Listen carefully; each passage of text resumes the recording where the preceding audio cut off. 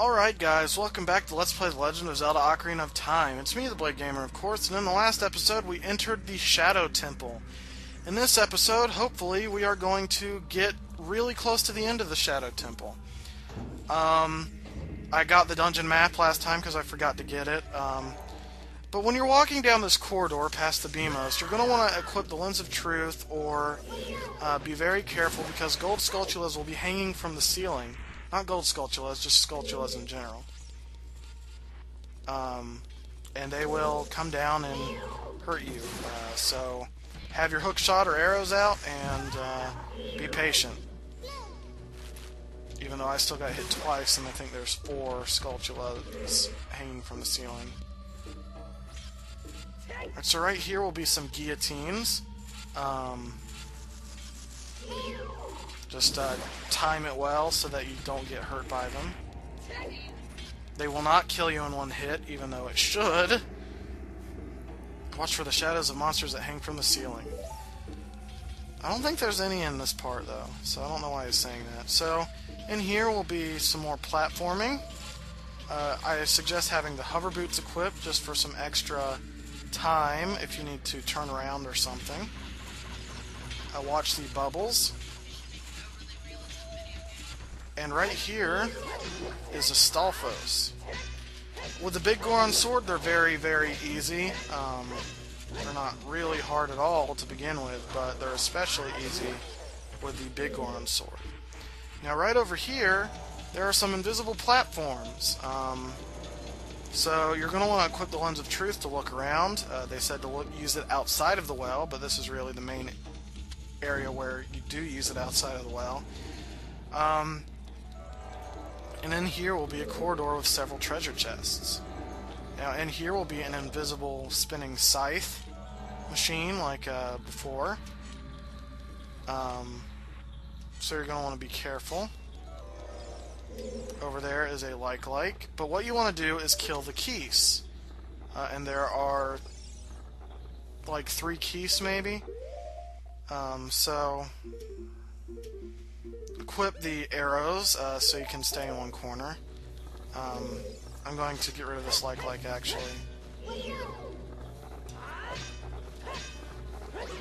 And they only take 1 hit with the Big Goron Sword, so the Big Goron Sword really is a very useful item. Alright, so there's a keys there. There's a keys there.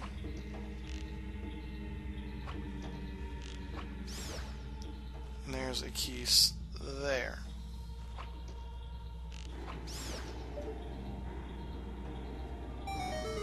Which will open up the gate. There will be a gold Skulltula and 2 treasure chests.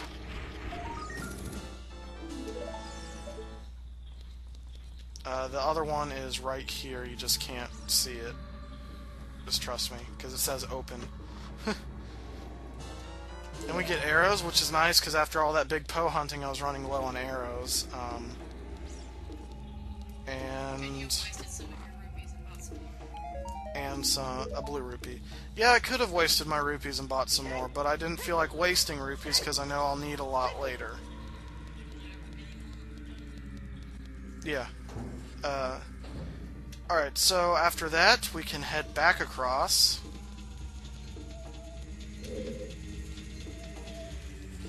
And I'm not sure if we fight the Stalfos again. I think so, yep.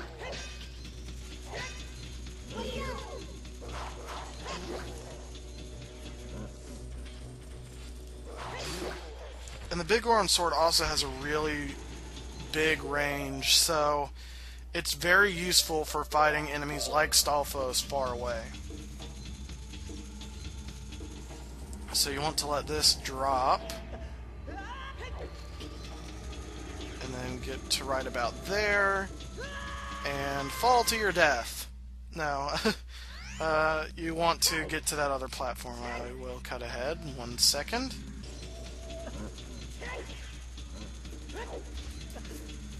Alright, so once you get across here, you have yet another Silver Rupee puzzle. We haven't seen these at all lately.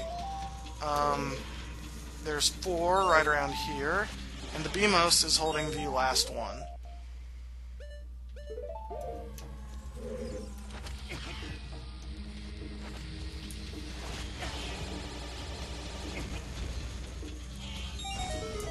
And that's that. And we can enter this room. And in here is another long room in the dungeon. Only one with the Eye of Truth will find the stone umbrella that protects against the rain of blades. Sounds intense. Well, if you come over here and use the Lens of Truth, you can see that there's a giant stone that you can pull. So you want to pull that out onto the track and start pushing it. And as you can tell, it'll keep the blades from falling and hurting you. Now you want to get the two blades at a time. Okay, I apparently didn't. Oh, I have to do that all over again. I'm going to cut ahead so you guys don't have to watch me push a block again. Alright, so once you have the block pushed under the two blades, there's a gold sculpture right here in this wall. Jump and get it, Link. Okay, apparently I can't jump and get it, but I got the long shot, so that's good enough for me. And as you can tell, there's 3 treasure chests in here, but only one of them is required to progress in the dungeon, which is in here, I think. Or maybe it's on the other, on top of it. Okay, stop spinning around. This is why the hover boots can be annoying, but I think that for this temple it is better to just keep them on the whole time, so that way, if there is something like spikes or something invisible that the hover boots will work on, you can just, get it. Alright, so what you want to do is pull it all the way to the end, of course, so that the blades are not being controlled by the block. And you want to get on top of the blades, and right here will be 1 treasure chest.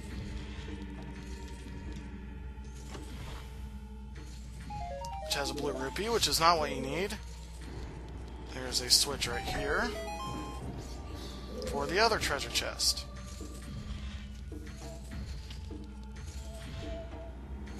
Which is right here. And we get the small key, and this is what we needed the whole time. I was hoping the other one would have a fairy so that I could get more health back, but it didn't. Alright, so now we want to head back to that death room where there's like 1,000 ways to die. You can either ride that block back up to the top if you want, or take this platform, but where we need to go now is past this guillotine. And just use the Lens of Truth to see where you're going, and open up this door. Now in here, you will see there are spikes. If you touch them normally, they would hurt you, but with the hover boots, you will actually hover over the spikes, which is very, very, very, very, very useful. But if you stay too long on the spikes, it will still hurt you.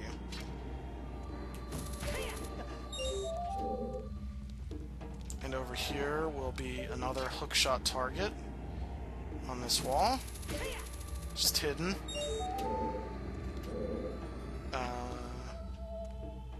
Okay.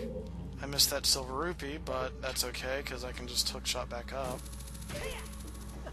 I don't know how I managed to see that, I just guessed, and I got very lucky. And then kill this Redead, which will reveal a treasure chest. And then get the last silver rupee right here. Alright, so let's see what's in the treasure chest. It's probably just rupees. Probably a 5 rupee, because this one's full of 5 rupees. Yep. Alright, so we want to enter this room. I don't know why they just put these blades everywhere. I mean, they're so easy to avoid. But back here will be a gold Skulltula. And that is the third out of 5 gold Skulltulas in this dungeon. This temple, whatever you want to call it. There will be some more keys, which are very annoying. I heard that in Skyward Sword that when you get hit from any enemy in the game, you will get a full heart of damage. And that includes keys, and keys are in that game. So that's really... Alright, so back to what I was saying before I was interrupted by a phone call. You may or may not have heard my phone. You are going to get 1 heart of damage no matter what in Skyward Sword. To me that's pretty brutal, but at the same time it's also exciting because you can't just, easily, get, 5 bottles of fairies and, just, barely try to get through the game. You actually have to really try to get through the game for it to work. And I just like that about Skyward Sword. They also say that it's the first, motion-controlled game, one of the few motion-controlled games that actually makes dual analog or traditional controls feel either obsolete or that motion controls are a very viable alternative to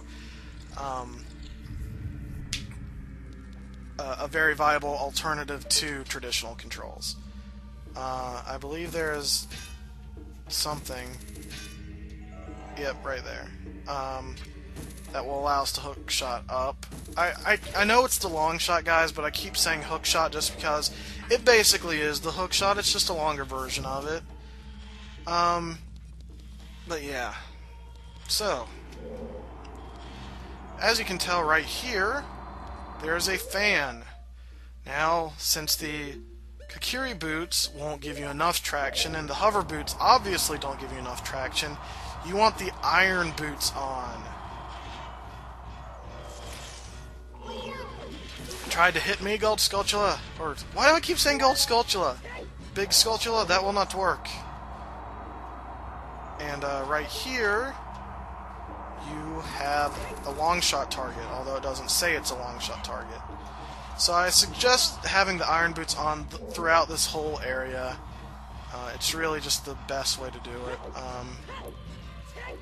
Watch the eye that shoots fire at you.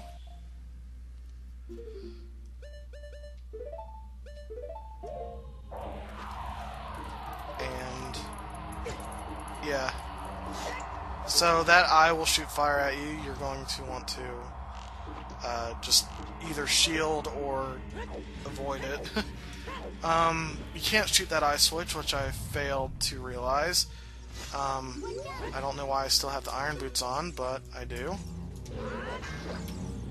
I'm glad that the Redeads only take 1 hit to kill instead of a dozen, like it would as young Link. And in here will be another treasure chest. Now this one is pointless because it just has arrows, but I always like showing off all the treasure chests in dungeons. Excuse me. I do want to read what this thing says really quickly, though.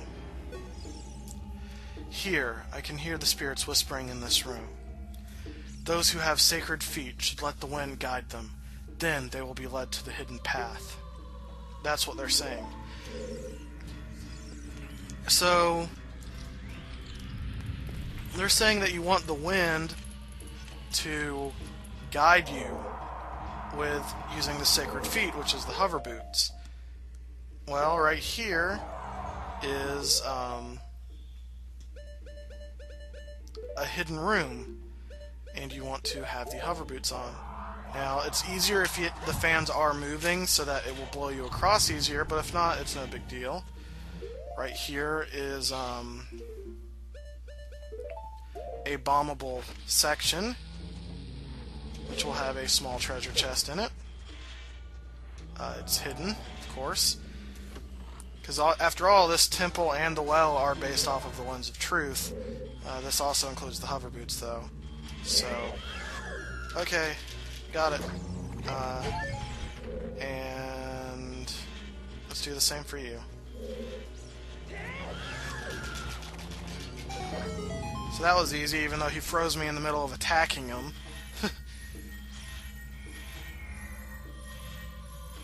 And you get a blue rupee. But what you need to do is uncover the bombable surface and get the small key. What I like about this dungeon is that, unlike a lot of the other dungeons, it is pretty linear. It can make this very, very easy, but at the same time, the linearity makes it more like you know what you're doing, so you can take the time to observe and enjoy the temple much more. So right here is a stone block. Now, if you fell down that trap earlier with the invisible Grim Reapers, this is where you would end up. So you wouldn't be able to get out of here until you move that block, if I'm not mistaken. I'm just seeing where this is taking me. It probably takes me back up to that room. Yep, see right here with the two sides. If you fall down here, you will get hurt, and you will be trapped because of the block. And I just trapped myself in because I went to a different room. Ah! So I have to go back around to this room and move the block. Why did I do that? Well, we've still run out of time for this video, guys. In the next episode, I will be back down there, and we will finish up the Shadow Temple. This is TheBladeGamer. See you next time.